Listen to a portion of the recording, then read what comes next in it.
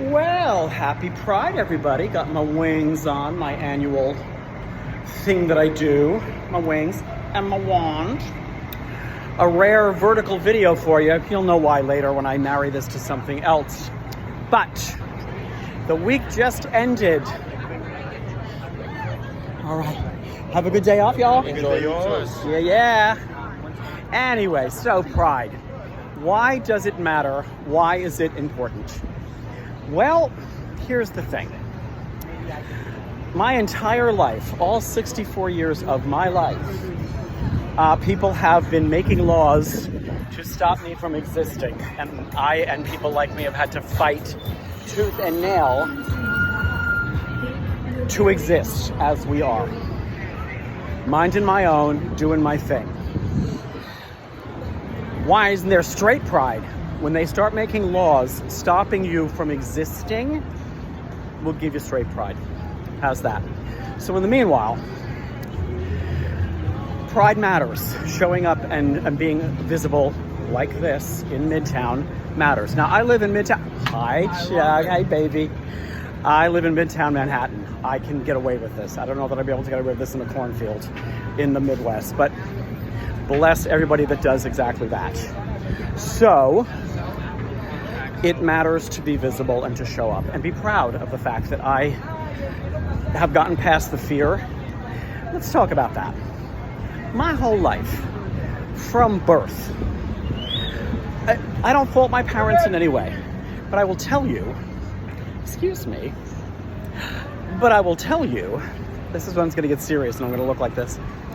I remember being very young and being taken to our family doctor, and I was too young to understand what was going on, but I know it was basically, can you fix him? Can you tell us what's going on with that and make that stop? Make him like the other son we have, please? I knew that. So I have always known. Before I knew what the word gay was, before I knew what a faggot was, I was being called that. That's the world. That's where I grew up in New Jersey, you know?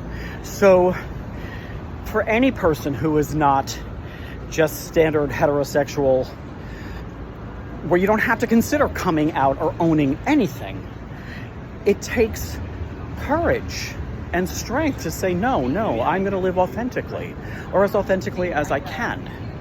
And I applaud anybody who is doing that or has done that. Again, I'm here in Midtown Manhattan. I've had it really easy. I have a family that accepted me, whether they understand it or not. I am accepted. I have not been disinherited or disowned, as so many people I know and have always had to face that.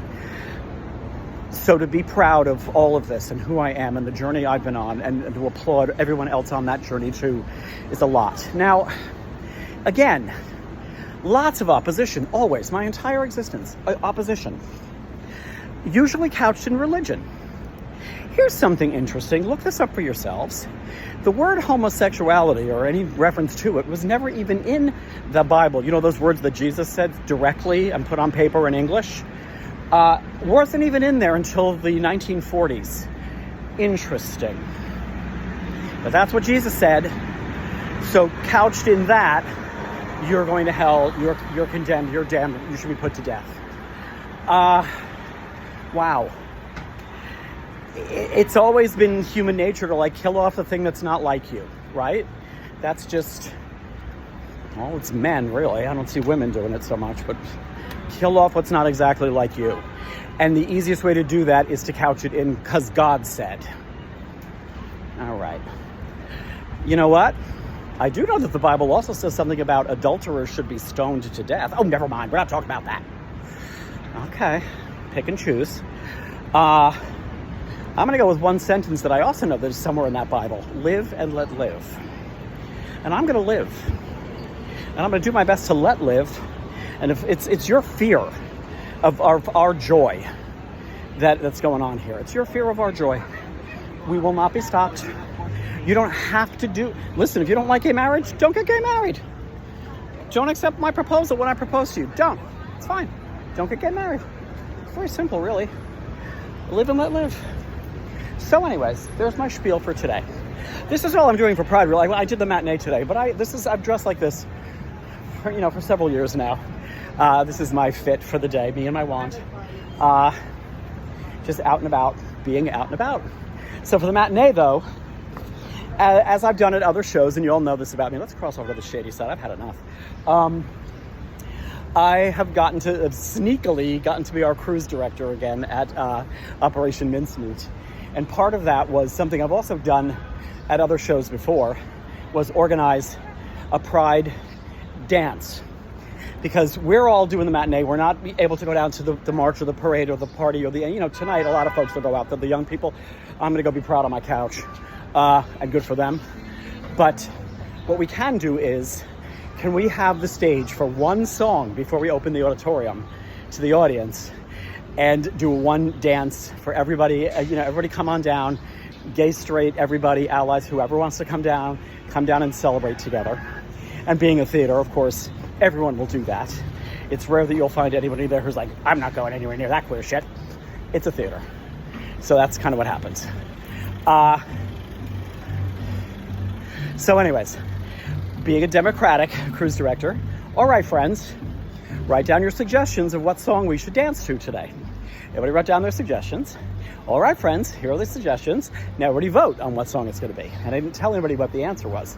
Interestingly enough, they chose Pink Pony Club, Chaperone, which interestingly enough, last year at Back to the Future, when we did this exact same thing, they chose Pink Pony Club. So 2 years in a row. But I found a very revved up club version of it. And our sound technician, Mo, so nice, was able to get it into the house sound system. So we had the full volume sound. And I said to Lights also, listen, Shannon, if you want to make pretty lights on the stage at all, up to you. No pressure, no harm, no foul if you don't. And he went over the top too when we were dancing in Rainbow Light. And it was joyous. And it was special, and we were all together doing that. And beyond that, I get teary because I am able to live this authentic life where I am cherished for who I am as I am, and that people will allow that and then say thank you for organizing this for us. And to be in the middle of all of that with them today that's all I need from Pride. That's all I need to be with my family, my community, celebrating. So I'm posting right after this. I'm going to marry this to the video I took of us on the stage. You're going to get to see us raging for Pride at Mincemeat. And happy Pride to everybody that celebrated today. And I applaud you and I support you. And look, there's Target across the street, a place I'm never going to again, ever, ever, ever. Did you see this shit? I was going to end on a nice note, but now I'm going to end on a shitty note. Target. I saw this it was either on Colbert or The Daily Show. They had like 2 items this year for sale, like an oatmeal colored pullover hoodie with like the drawstring around the neck was a really flat, thin little rainbow. Pride, pride, pride, pride, pride. You know what? Save it, Target. Don't bother. And they had another, like a black tank top, and down in the corner by your hip, like maybe a 1-inch square was rainbow, rainbow, rainbow. You know what, Target? Don't bother. Anyway, back to the message of Kumbaya, live and let live. Happy Pride. Now, watch the dance break. Happy Pride, Operation Mincemeat! Woo!